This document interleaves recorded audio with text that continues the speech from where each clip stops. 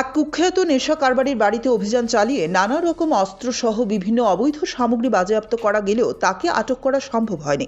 ধর্মনগর মহকুমার ইয়াকুবনগরে কুখ্যাত নেশা কারবারি হাফিজ মিয়ার বাড়িতে এসটিএফ এবং বিএসএফ যৌথ অভিযান চালায়।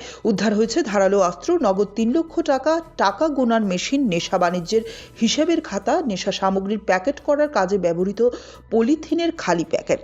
যদিও পলাতক হাফিজ মিয়া।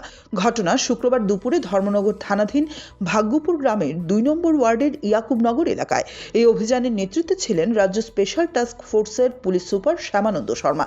এছাড়া অভিযানে ছিলেন ধর্মনগর মহকুমা পুলিশ আধিকারিক জয়ন্ত কর্মকার, ধর্মনগর থানার ওসি মীনা দেববর্মা। নেশা কারবারির বাড়ি থেকে এই ধরনের অস্ত্র সহ যাবতীয় অবৈধ সামগ্রী উদ্ধারের ঘটনায় তীব্র চাঞ্চল্য ছড়িয়েছে। অভিযান শেষে স্পেশাল টাস্ক ফোর্সের পুলিশ সুপার শ্যামানন্দ শর্মা এই বিষয়ে বিস্তারিত জানিয়েছেন। আমি এসপি এন্টি নার্কোটিক্স, সঙ্গে আছেন SDPO Dharmanagar, OC Dharmanagar, BSF এর কোম্পানি কমান্ডার, এসটিএফ এর ইনচার্জ। আমাদের কাছে অনেকদিন ধরে খবর ছিল যে তার বাড়িতে সে নার্কো স্মাগলিংয়ের সঙ্গে জড়িত, এবং আমাদের কাছে খবর ছিল যে তার কাছে সে বাড়িতে কিছু কন্ট্রাব্যান্ড আইটেম লুকিয়ে রাখে এবং প্রায় সময় এখান থেকেই সে পাচার করে। অ্যাকর্ডিংলি আমাদের এই সম্মিলিত এই রেডটাতে আমরা এসেছি তার বাড়িতে। অনেক সময় সে দরজা খুলেনি, তালা লাগিয়ে কোথাও চলে গিয়েছে।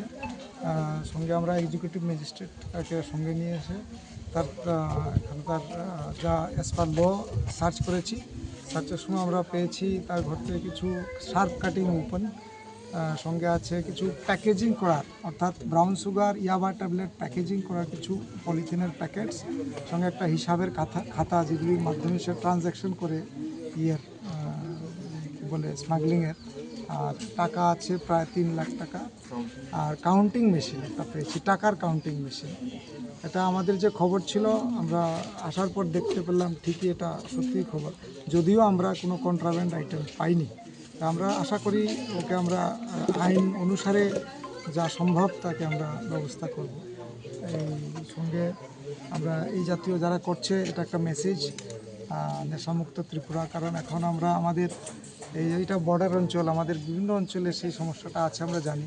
সঙ্গে সে আমাদের লিস্টেড, আমরা যা ইনফরমেশন ছিল তো কিছুটা তো আমরা লিঙ্ক পেয়েছি, যদিও আমরা পাইনি কোনো কন্ট্রাব্যান্ড আইটেম পাইনি, কিন্তু যেগুলি পেয়েছি সবগুলি অবজেকশনেবল জিনিস।